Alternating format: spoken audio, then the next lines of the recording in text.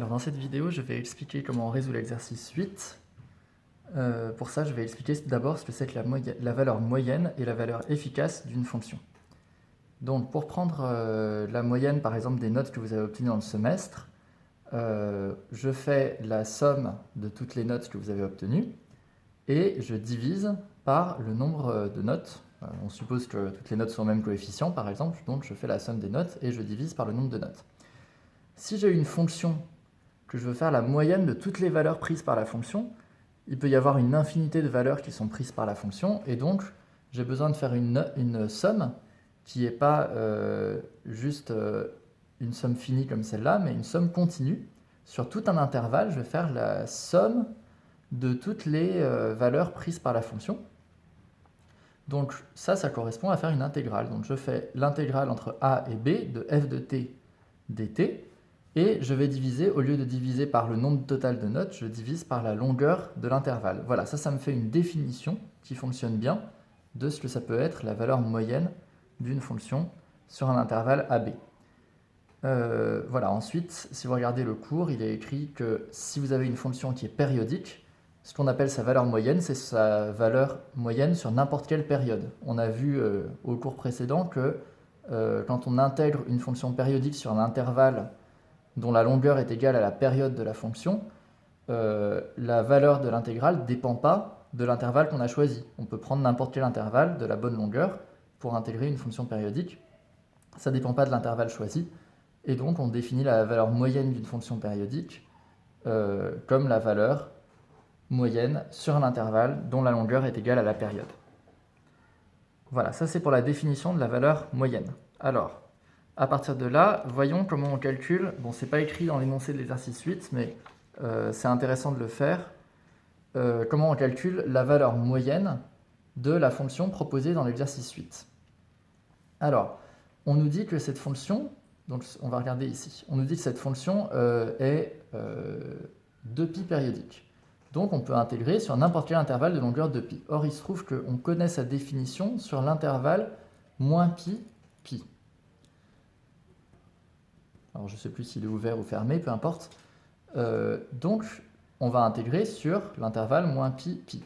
Donc a égale moins pi, b égale pi, et ici b moins a, ça va être, b moins a c'est la longueur de l'intervalle. Donc ça va être pi moins pi, mais évidemment cet intervalle on l'a choisi pour qu'il soit de longueur 2π, donc pi moins pi, ça va faire 2π, ça c'est logique.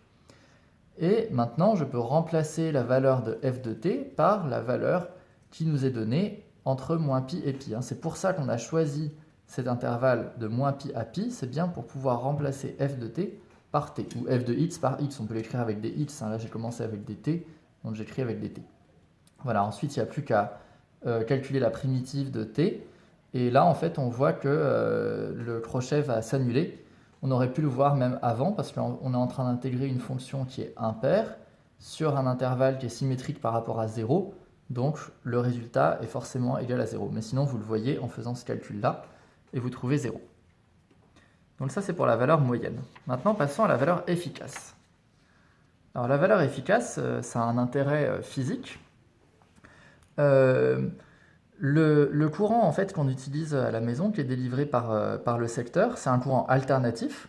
Alors on dit que c'est un courant de 230 volts, mais en réalité, si on regarde son amplitude, le courant, ça s'écrit 325 fois cosinus de oméga t, où oméga c'est la pulsation, bon vous pouvez la calculer, mais ce qui m'intéresse c'est surtout que l'amplitude de la tension donnée par le secteur c'est 325, c'est pas 230.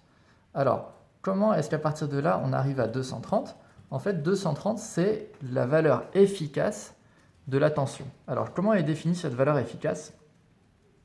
En fait, l'idée de dire que la valeur efficace c'est 230 volts, c'est de dire que si on branche une résistance sur le générateur, donc là par exemple sur le secteur, sur une prise électrique, la puissance générée, donc c'est-à-dire la puissance qui va être dissipée par réchauffement de la résistance, est la même que dans le cas d'un courant continu de 230 volts. Oui, évidemment, parce que si le courant il est d'amplitude 325 volts, il y a des moments où, comme ça aussi, ça repasse par 0, donc le 325 volts, c'est la valeur maximale de la tension.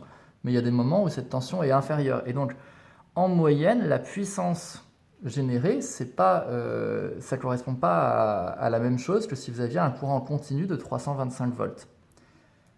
Donc ici, voilà, la valeur efficace, c'est 230 volts. Alors, pour calculer la puissance générée, si vous repensez à vos formules de physique, vous voyez qu'il y a besoin de calculer un carré.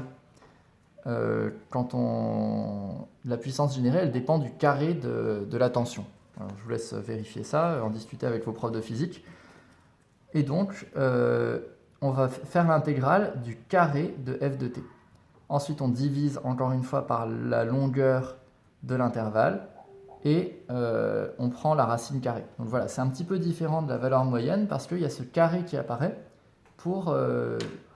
à cause de cette histoire de puissance générée.